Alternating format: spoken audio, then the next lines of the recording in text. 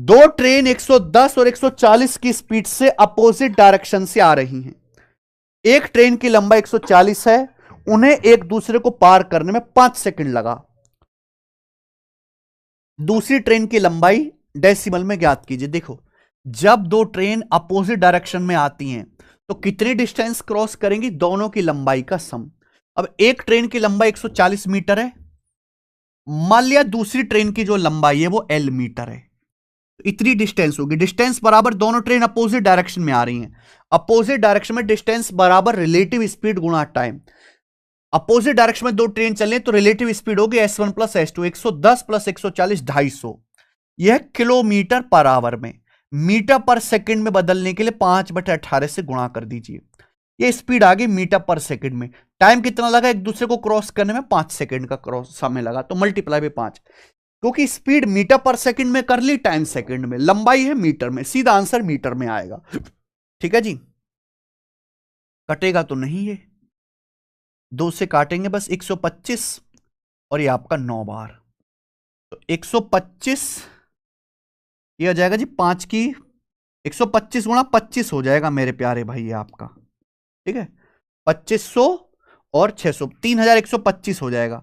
3125 बटे 9 माइनस 140, तो आंसर तो अप्रोक्स में ही आएगा। अब कितना आएगा ये देख लेते हैं। 9 ते 27, 4 2, 9 चौक 36, 6 5, 9 सत्ते 63, 2 जीरो बच जाएगा, लगभग 9 दूनी 18, तो अप्रोक्स जब आप घटाएंगे तो ये आएगा 207 के आसपास, 207 के करीब आएगा। ऑप्शन नंबर ये डी, 207.22 आएगा लगभग, बिल्कुल सही बताया।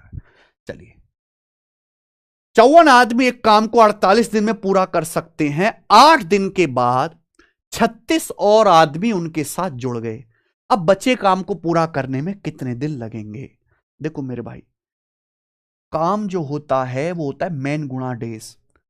अब जैसे सवाल में ये दिया रिमेनिंग वर्क, शेष कार्य, जब भी ऐसा क्वेश्चन आएगा हम हमेशा रिमेनिंग वर्क पे ध्यान देंगे, क्योंकि पूछे रिमेनिंग वर्क के बारे में। वर्क क्या होता है? मैन गुणा डेज। 54 आदमी किसी काम को 48 दिन में कर सकते हैं। 54 आदमी किसी काम को 48 दिन में कर सकते हैं। उन्होंने 8 दिन तक काम किया, 48 दिन में से 8 दिन काम किया, तो 54 आदमियों के 40 दिन का काम बाकी है। यह रिमेनिंग वर्क, 54 मैन के 40 डेज का काम बाकी है। अब 36 आदमी और जुड़ गए, 54 आदमी तो थे ही, 36 आदमी और आ गए, अब 90 आदमी हो गए। तो पूछा अब ये 90 आदमी इस बचे काम को कितने दिन में करेंगे? तो मैन गुणा डेज हमने इक्वल कर दिया, 0 0 चला गया, 9 छिक्का 54 यानी कि 24 दिन, 24 डेज आ गया। और इससे बेसिक सवाल मेरे दोस्तों बन नहीं सकता कोई। Basic question option number A correct है। आ जाइए, राकेश शिवम और रुपेश का एवरेज वेट 46 केजी है। राकेश शिवम का 40 केजी है, शिवम और रुपेश का 48 केजी है। शिवम का आपसे वेट पूछा है, शिवम का आपसे वेट पूछा है। देखो मेरे भाई, ये एक स्पेशल सवाल है और आपको स्पेशल तरीके से करना है। देखिए, दो लोग हैं, जैसे यहां पे ना ये दिया है 3 लोगों का एवरेज, 3 लोगों का, ये 2-2 का एवरेज दिया, राकेश शिवम का, शिवम और रुपेश का 2-2 का एवरेज दिया है, ठीक है ना। अब यहां पे शिवम का पूछा है, आप देखना यहां पे शिवम दोनों जगह कॉमन है, 2-2 के ग्रुप में शिवम कॉमन है। अब आप मुझे बताओ, राकेश और शिवम का एवरेज 40 है, तो टोटल वेट कितना होगा? 2 से गुणा कर दो, 80। ऐसी शिवम और रुपेश, रुपेश के ऊपर मैं डैश लगा दे रहा हूं, शिवम और रुपेश का एवरेज 48 है, तो टोटल कितना होगा? 48 का दुगुना 96। 3 लोग हैं, राकेश, शिवम और रुपेश, तीनों का मेरे प्यार भी एवरेज वेट 40, 3 लोगों का एवरेज 40 है, टोटल कितना होगा? 40 को 3 से गुणा। आप बताओ, हमें शिवम का निकालना है। अगर मैं इन दोनों को जोड़ के ये घटा दूं, आएगा कि नहीं आएगा? क्योंकि जब मैं इन दोनों को जोड़ के घटाऊंगा तो राकेश, शिवम और रुपेश तो कट जाएगा, केवल एक शिवम बचेगा, केवल एक शिवम जो एक्स्ट्रा है वही बचेगा मेरे भाई, है ना, बाकी सब कट जाएगा, राकेश, शिवम, रुपेश कट जाएगा। तो ये सीधा आपको कॉमन सेंस से सोचना था, लिखना नहीं था। तो 80 जमा 96 तो कितना आ जाएगा? 176, ठीक भाई, माइनस 40 दिया, कितना आ जाएगा मेरे भाई? 138। ये आपका 38 ही आ गया भैया, 38 केजी ही आ गया। A option. ठीक है जी, आप बोलोगे हां जी सर बिल्कुल सही, कोई प्रॉब्लम नहीं है, आसान सवाल था, 24वां करेंगे। बहुत बढ़िया सवाल मेरे भाई, गजब का क्वेश्चन है। यह सवाल जीडी के पेपर में आया है लेटेस्ट, और 20-25 बार आया है, 20-25 बार। मुझे लग रहा है कि रेलवे में भी यह पेपर पूछ सकता है, एनटीपीसी में भी, ग्रुप डी में भी। डेविड के दो पोते हैं, रॉडनी और अमित। ये नाम कैसे डेविड का, अमित? अच्छा, 15 साल रोडनी, 15 वर्षीय रोडनी को डेविड की संपत्ति से कुछ धनराशि मिलती है और 16 वर्षीय अमित को बाकी धनराशि मिलती है। डेविड के दो पोते हैं, रोडनी और अमित, ये पोते हैं। अब रोडनी जो है भैया वो 15 साल का है और अमित जो है वो 16 साल का है। अब डेविड जो है दोनों बच्चों को, दोनों पोतों को कुछ पैसा जो है, कुछ अमाउंट देता है अपनी वसीयत में से। लेकिन रॉडनी और अमित को यह अमाउंट तभी मिलेगा जब वो 22 साल के हो जाएंगे। भाई दोनों को एक अकाउंट में अकाउंट खुलवा के थोड़ा थोड़ा पैसा डाल दिया, लेकिन पैसा वो तभी निकाल पाएंगे जब दोनों की उम्र 22 साल हो जाएगी। तब तक पैसा बैंक में रहेगा और उस पर जो भी पैसा जमा किया उस पर बैंक जो है 8% का कंपाउंड इंटरेस्ट देगा, 8% का। जब दोनों 22 साल के हो जाते हैं, यह लाइन इस सवाल की खास है, जब दोनों 22 साल के हो जाते हैं तो उन्हें सेम अमाउंट, समान धनराशि मिलती है, समान धनराशि। अगर डेविड के पास कुल 23,400 रुपए हैं तो डेविड ने स्टार्टिंग में अमित को कितनी राशि दी? बहुत बढ़िया, दो पोते हैं डेविड के, एक हो गया रॉडनी, एक हो गया अमित। ठीक है मेरे भाई, दोनों के अकाउंट में कुछ ना कुछ पैसा डाल दिया। रॉडनी 15 साल का है और ये 16 साल का है। जब ये दोनों 22 साल के होंगे तो सेम अमाउंट मिलेगा। ये एक स्पेशल क्वेश्चन है और इसकी स्पेशल टेक्निक है, आपको बताता हूं करना कैसे। ब्याज की दर है 8%, 8% की फ्रैक्शन वैल्यू होती है 2/25, 2/25 फ्रैक्शन वैल्यू। 2/25 का मतलब यह है ब्याज की दर कि अगर आप 25 इन्वेस्ट करते हो तो 1 साल बाद 27 हो जाएगा। 25 1 साल बाद 27 हो जाएगा मेरे भाई, समझ में आया? 25 जो है वो 1 साल के बाद 27 हो जाएंगे। ये 1 साल का मल्टीप्लाइंग फैक्टर है, इसे बोलते हैं मल्टीप्लाइंग फैक्टर, कि 1 साल में आपके 25 रुपए 27 बन जाएंगे। मेरे प्यारे भाई 15 साल जो भी टाइम का गैप होगा, रॉडनी 15 साल का है, अमित 16 साल का, टाइम में 1 साल का गैप है। 1 साल का गैप है तो पावर 1 कर दीजिए, 2 साल का गैप है पावर 2, 3 साल का गैप है पावर 3, 4 साल का गैप है पावर 4। जितने साल का गैप होगा उतनी ही आपको पावर करनी है मेरे भाई, समझ में बात? आप बोलोगे हां जी सर, और यही आपके अमाउंट का रेशियो आएगा। रॉडनी और अमित के बीच पैसा इस रेशियो में बांटा जाएगा। एक बात ध्यान रखिएगा मेरे दोस्तों, कि जैसे अमाउंट सेम करना है, अमाउंट होता है प्रिंसिपल प्लस ब्याज। अब देखो जैसे रॉडनी छोटा है 15 साल का और अमित बड़ा है 16 साल का, दोनों को 22 साल की जैसे ही उम्र आएगी मेरे भाई, दोनों को बराबर अमाउंट मिलेगा। तो रॉडनी के पास समय ज्यादा है, 15 साल से 22 साल को किए छोटा, समय ज्यादा है। रॉडनी के पास समय ज्यादा है तो ब्याज ज्यादा मिलेगा, यानी कि रॉडनी को पैसा कम देना है, प्रिंसिपल कम देना है। तो रॉडनी का जो शेयर है मेरे प्यारे भी वो कम होगा, ठीक है, और अमित का जो शेयर है ज्यादा होगा। भाई अमित की उम्र ज्यादा है 16 साल, तो अमित को जो है कम ब्याज मिलेगा 6 सालों तक की, रॉडनी को 7 साल ब्याज मिल जाएगा, अमित को 6 साल ब्याज मिलेगा। तो अगर अमित को 6 साल ब्याज मिलेगा तो अमित का ब्याज कम होगा, तो प्रिंसिपल ज्यादा रखना है, तभी तो अमाउंट सेम होगा, तभी तो अमाउंट सेम होगा, क्योंकि अमाउंट बनता है दो चीजों से। अगर ब्याज कम है तो पैसा उसके अकाउंट में ज्यादा डालो। तो इस हिसाब से आपको थोड़ा सा सोचना पड़ेगा। डेविड ने अमित को कितनी राशि दी? अमित को राशि दी जी 27। अमित का जो शेयर है अमित का वो 27 है, 27 का मल्टीपल आएगा, 27 का मल्टीपल यानी कि 9 से कटने वाला। 2, ये 9 से कट रहा है, ये 9 से नहीं कट रहा ना, ये 9 से कट रहा, ये भी 9 से कट रहा है। 2 ऑप्शन में फंस गया, कर लेते हैं। अमित का शेयर पूछा है, 27 यूनिट अमित का शेयर है। आउट ऑफ टोटल कितना आएगा जी? 27 और 25 52, 27/52 हो जाएगा मेरे भाई। कितने का? 23,400 रुपए डेबिट के पास टोटल है, ठीक है जी, ओके। तो 13 चौका 52, 13 कम 13, 10 13 8 104, ठीक है। 4 से जाएगा मेरे प्यारे भाई ये आपका 450, तो 27 गुणा 450 आएगा, यानी कि एंड में ये जो है 50। तो 9 से कटने तो 27 चौका 108, 10,800, देखो 27 की 400 में गुणा करेंगे 10,800 और 27 पंजे होता है 135, 1350, ठीक है ना। तो ये आपका 11,000 और 1150, 11,000 होते 12,150 करेक्ट आएगा, ये वाला करेक्ट नहीं आएगा, ठीक है मेरे भाई। क्लियर? आप बोलोगे जी सर बिल्कुल सही बात, एकदम करेक्ट है। 25वां सवाल है कोऑर्डिनेट ज्योमेट्री का। कोऑर्डिनेट ज्योमेट्री से भी आपके पेपर में क्वेश्चन बनेगा। बोला है मूल बिंदु से इस रेखा की दूरी बताइए। इस फॉर्मूला आपको याद होना चाहिए करने के लिए। मैं आपको पूरा कॉन्सेप्ट ही बता दे रहा हूं। जैसे एक लाइन है, ध्यान सुनिएगा, ये हो गई एक्सिस, ये एक्स एक्सिस, ये वाई एक्सिस, ठीक है ना। और ये एक लाइन है मान लीजिएगा, जिसकी इक्वेशन है a x plus b y plus c बराबर 0। ये लाइन है, ठीक है ना। और ये आपका ओरिजिन हो गया मूल बिंदु। तो मूल बिंदु से अगर मैं इस लाइन की दूरी निकालूंगा तो ये इस लाइन की दूरी आएगी मेरे भाई, ये ओ से लेकर यहां पी तक की ये डिस्टेंस होगी, यही होगी ना। तो ये जो डिस्टेंस होगी मेरे भाई, इसका फॉर्मूला है सी बटे अंडर रूट ए स्क्वायर प्लस बी स्क्वायर। ये डिस्टेंस किसी भी लाइन की ओरिजिन मूल बिंदु से दूरी, एनटीपीसी में आया। अब इस लाइन की ओरिजिन से दूरी क्या होगी, ये ए है, ये बी है, ये सी है। तो सी बटे 6 बटे under root 4 square plus 3 square, 4 3 5 तो ट्रिपलेट बनता है, तो 6 बटे 5 आ गया, यानी कि 1.2 यूनिट आ जाएगा। ये डी ऑप्शन ठीक है यहां पे, 6 बटे 5। आइए जल्दी से करते खत्म हम। एक आदमी 78 किलोमीटर पर आवर की स्पीड से कोलकाता से अहमदाबाद जाता है, उसी रास्ते से 91 की स्पीड से कोलकाता वापस आता है, ठीक है। पूरी जर्नी के दौरान एवरेज स्पीड बताओ मेरे भाई।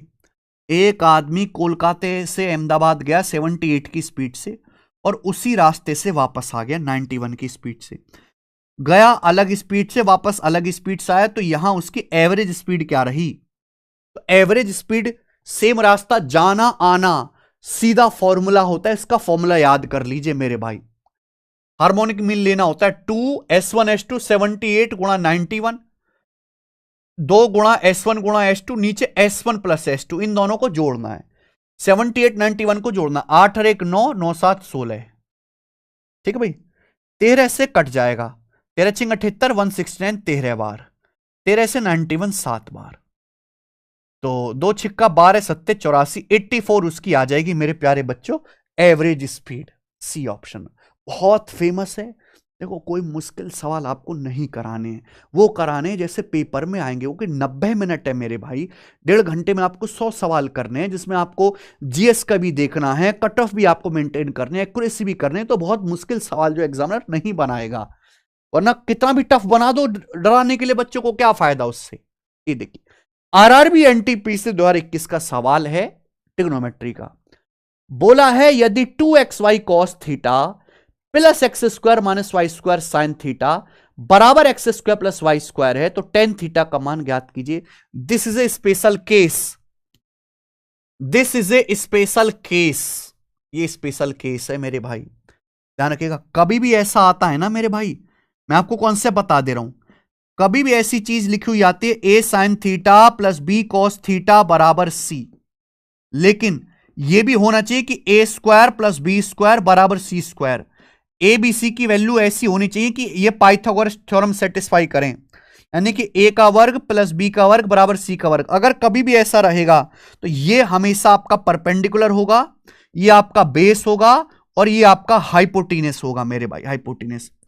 अब जैसे आपके पेपर में ये सवाल आ जाता है 24 sign theta plus 7 cos theta बराबर 25, ये आपको दे दिया। इफ तो आपसे पूछ लिया बताओ कॉट थीटा क्या है, कॉट थीटा बराबर क्या, ये सवाल आपसे पूछ लिया, ये क्वेश्चन केवल इतना सा क्वेश्चन। तो आप समझ जाइएगा यहां पे 24 7 25 की शक्ल देखे कि 24 7 25 ट्रिपलेट बनाता है, 24 स्क्वायर प्लस 7 स्क्वायर बराबर 25 का स्क्वायर। तो ये परपेंडिकुलर है, ये बेस है, ये हाइपोटेन्यूस है। कॉट होता है बेस बटे परपेंडिकुलर, लंब आधार बटे लंब, 7 बटे 24 आंसर आ जाएगा। यहां भी ऐसा ही है, ये ट्रिपलेट बनाता है, दीज आर ट्रिपलेट 2xy। मैं अगर आपसे कहूं तो ये जो है मेरे भाई 2xy, X square minus Y square, X square plus Y square, these are Pythagorean triplet. ये ट्रिपलेट बनाएगा जिसमें यानी कि आपका परपेंडिकुलर है, सॉरी साइन थीटा के साथ परपेंडिकुलर, साइन थीटा के साथ गुणा वो परपेंडिकुलर है, कॉस के साथ बेस है, हाइपोटेनस है, तो टेन होगा परपेंडिकुलर बटा बेस, लंब बटे आधार, x square minus Y square बटे 2xy, सीधा आंसर है। लेकिन यह कॉन्सेप्ट आपको पता होना चाहिए, याद कर लीजिएगा। शांत जल में एक नाव की स्पीड 14 किलोमीटर पर आवर है, स्टिल वाटर में नाव की स्पीड 14 बोला है, एक्स का मान। यह धारा के अनुकूल 1 घंटे 45 मिनट में 28 किलोमीटर जाती है धारा की गति।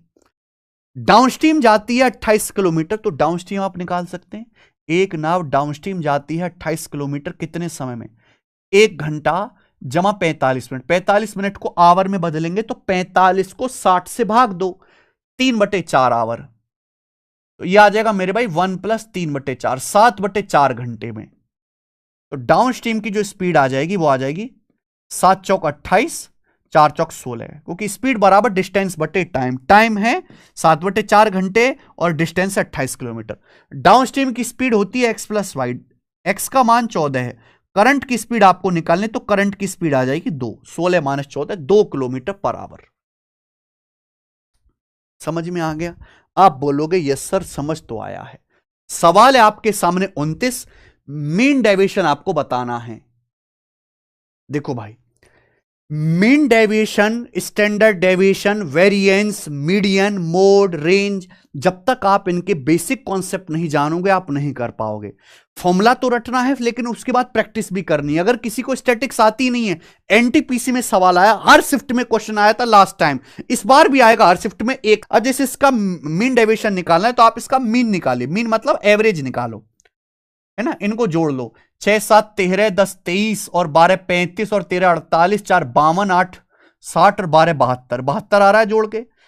कितनी संख्याएं? 1 2 3 4 5 6 7 8, 8 संख्याएं, तो 72/8, 9 आपका मीन आ गया। बोलो बात सही है? 1 2 3 4 5 6 7 8, ठीक है, 6 7 13 10 23 और 12 35 13 48 4 52 8 60 12 72, ठीक है। अब मीन से हर एक को कंपेयर करो भाई। 9 से 6 3 कम है, 9 से 7 2 कम है, 9 से 10 1 ज्यादा है, 9 से 12 3 ज्यादा है, 9 से 13 4 ज्यादा है, 9 से 4 5 कम है, 9 से 8 1 कम है, 9 से 12 3 ज्यादा है। कंपेयर करना, प्लस माइनस मत देखो, कम ज्यादा देखो, ठीक है ना। ये 3 कम है, ये 2 कम है, ये 1 ज्यादा है, 9 से 12 3 ज्यादा। मीन से कंपेयर करो, मीन से 9 से 13 4 ज्यादा है, 9 से 4 5 कम है, 9 से 8 1 कम है। अब इनको जोड़ लो, इनको तो आप जोड़ सकते हो ना मेरे भाई सॉरी, इनको तो आप जोड़ सकते हो। 3 और 2 5 और 1 6, 3 9, 4 13, 5 18, 1 19, 19 और 3 22, ये 22 आ जाएगा, 22, ठीक है। मैच नहीं कर रहा मेरे भाई, फिर से देख लेते हैं। 3 और 2 5 और 1 6, 3 9, 4 13, 5 18, 4 22, 22 आ गया। 9 ही आया, 9 से 6 3 कम है, 9 से 7 2 कम है, 9 से 10 1 कम है, तो 1 ज्यादा है, 9 से 12 3, 13 4 4 5, ये 1 और ये 3 3 3 6 4 10 16 22, ये आया 22, ये आ गया मेरे भाई 22। और ये कितनी संख्या है मेरे प्यारे भाई? सॉरी, हाँ ये 8 संख्या है ना, हाँ ये तो भूल ही गए हम, 8 से भाग करना, मैं सोचा 9 से भाग करना है। तो देखो, ये सबसे पहले आपने मीन निकाला x बार, फिर 9 से आपने कंपेयर करा, कंपेयर करने पर आया मेरे प्यारे भाई, ये इनको जोड़ लो 22 आया। ये कितनी संख्याएं हैं टोटल? तो ये 8 संख्याएं, तो आप 8 से भाग कर दीजिए, 8 से भाग कर दीजिए मेरे भाई, तो आ गया 11/4, तो 4 दूनी 8 और 3/4 0.75, तो 2.75 इस सवाल का आंसर होगा बी ऑप्शन, ये आपका मीन डेविएशन आएगा, ठीक है। 8 से डिवाइड करना है ना, ये 8 संख्याएं हैं, खत्म, सिंपल है, मुश्किल नहीं है मेरे दोस्तों। आगे और आखिरी सवाल, सवाल नंबर है 30, करके बताइए मेरे भाई, क्वेश्चन नंबर 30, चलो कौन करेगा, ठीक है। जितने भी सवाल हैं देखो, अगर आपने प्रीवियस ईयर के क्वेश्चन ही प्रैक्टिस नहीं करे तो कुछ नहीं होना। राजा तो हो, आरआरबी एनटीपीसी का सवाल है, दिए गए चार्ट 2 बैंक द्वारा 5 साल 1 से लेकर 5 तक के टाइम के लिए ब्याज दरों की पेशकश करते हैं, ये वाला डॉट वाला बैंक ए है और ये टेढ़ा टेढ़ा बैंक बी है। तीसरे साल में अर्जित ब्याज राशि में क्या अंतर होगा यदि साल की शुरुआत में एक आदमी ने बैंक ए की बजाय बैंक बी में 23 लाख रुपए जमा किए होते। सवाल यह है, what would be the difference in interest amount earned in the third year if a person had deposited 23 lakh at the beginning of this year in the bank B instead of bank A? यानी कि किसी आदमी ने इस तीसरे साल में bank ए की बजाय बैंक बी में पैसा लगाया होता, तो बैंक में 8.5% ब्याज है, बी में 10%। अगर बैंक ए की बजाय बैंक बी में पैसा लगाता तो 1.5% ज्यादा ब्याज मिल जाता। साल की शुरुआत में अगर बैंक ए की बजाय बी में इन्वेस्ट कर देता तो 1.5% एक्स्ट्रा ब्याज मिल जाता। आप बोलोगे हां जी सर। कितने का? 23 लाख रुपए का। 23 लाख रुपए का, ये तो ब्याज का डिफरेंस पूछा है, तो 23 लाख रुपए का आप निकाल लीजिए 1.5%। 23 लाख का 1% आएगा मेरे भाई यहां पे 23,000 और आधा हो जाएगा मेरे भाई 11,500। 23,000 और 11,500 हो जाएगा 34,500, सी ऑप्शन। ठीक है ना। 23 में 23 का मल्टीपल चेक करेंगे मेरे भाई, वो से भी हो जाएगा। ये 23 से नहीं कट रहा, ये 23 से नहीं कटेगा। अभी ये वाला मेरे प्यारे भाई ये भी 23 से नहीं कटेगा, ये भी नहीं कटेगा, तो ये 23 से कट रहा है 34,500, ये आंसर है, बात खत्म। और इस